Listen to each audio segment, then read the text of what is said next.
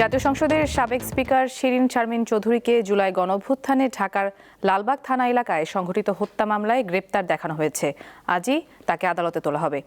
ভোরে তাকে রাজধানীর ধানমন্ডির একটি বাসা থেকে আটক করে গোয়েন্দা পুলিশ, পরে নেওয়া হয় ডিবি কার্যালয়ে।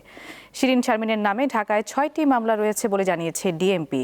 জুলাই গণঅভ্যুত্থানে রংপুরে গুলিবিদ্ধ হয়ে স্বর্ণ শ্রমিক মুসলিম উদ্দিন নিহত হওয়ার ঘটনায় সাবেক এই স্পিকার সহ 17 জনের বিরুদ্ধে হত্যা মামলা রয়েছে। আওয়ামী লীগ সরকারের আমলে 2013 সালের 30 এপ্রিল শিরিন শারমিন স্পিকার নির্বাচিত হন। এরপর থেকে তিনি টানা এই দায়িত্বে ছিলেন। পদত্যাগ করেন 2024 সালের 2 সেপ্টেম্বর। শিরিন শারমিন চৌধুরী রংপুর 6 আসন থেকে সংসদ সদস্য নির্বাচিত হয়েছিলেন।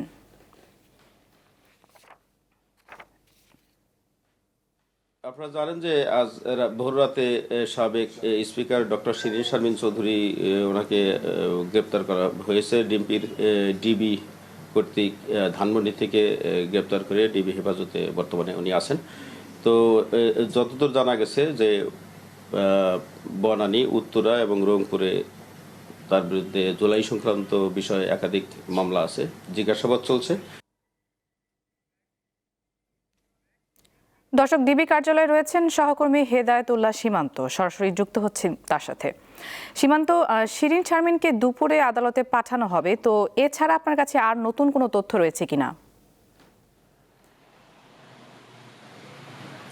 নুজাত, আপনি যেমনটি বলছিলেন, গত রাতে ভোর 4টায় ধানমন্ডি তার চাচাতো ভাইয়ের বাসা থেকে সাবেক স্পিকার শিরিন শারমিন চৌধুরীকে গ্রেপ্তার করে ডিবির একটি আভিযানিক দল, অর্থাৎ বিশেষ এই দলটি তাকে গ্রেপ্তারের পর ডিবি কার্যালয়ে নিয়ে আসা হয়। সেখানে এই মুহূর্তে তাকে জিজ্ঞাসাবাদ করা হচ্ছে।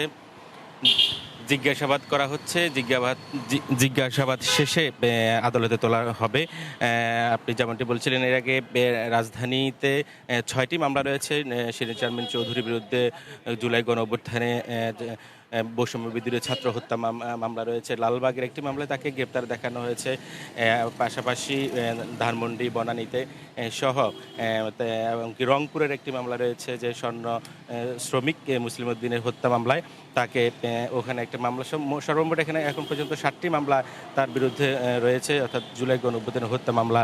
এই মামলাগুলো তাকে গ্রেপ্তার দেখানো হবে। পাশাপাশি আদালতে তোলার পর তাকে রিমান্ড চাইবে পুলিশ। রিমান্ড চাওয়ার পরেই হয়তো আদালতে সেখানে আইনজীবী কথা বলবেন, তারপরে আমরা বিস্তারিত জানতে পারবো। শিরিন শারমিন চৌধুরী 2009 সালে সংসদ সদস্য নির্বাচিত হন মহিলা সংরক্ষিত আসন থেকে। তারপরে তিনি মন্ত্রিত্ব পান। তবে 2013 সালে 30 এপ্রিল তাকে সেই স্পিকার নির্বাচিত হন।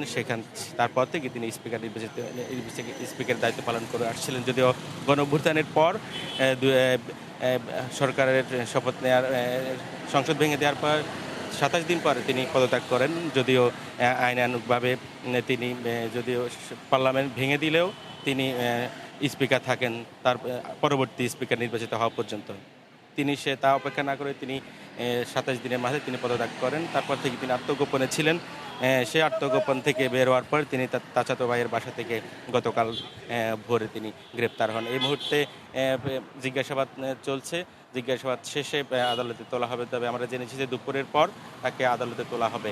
এখনও পর্যন্ত সেখানে জিজ্ঞাসাবাদ করছে ডিবির পক্ষ থেকে। পাশাপাশি আইনশৃঙ্খলা রক্ষাকারী বাহিনীর ঊর্ধ্বতন কর্মকর্তারা সেখানে রয়েছেন। এই মুহূর্তে সেখানে জিজ্ঞাসাবাদ চলছে। দুপুরের পর হয়তো আদালতে তোলা হবে। নৌজাদে ছিল আমার কাছে ডিবি কার্যালয় থেকে শিরিন শারমিন চৌধুরীর গ্রেপ্তারের সর্বশেষ তথ্য। দর্শক, ডিবি কার্যালয় থেকে যুক্ত ছিলেন সহকর্মী হেদায়েতুল্লাহ সীমান্ত।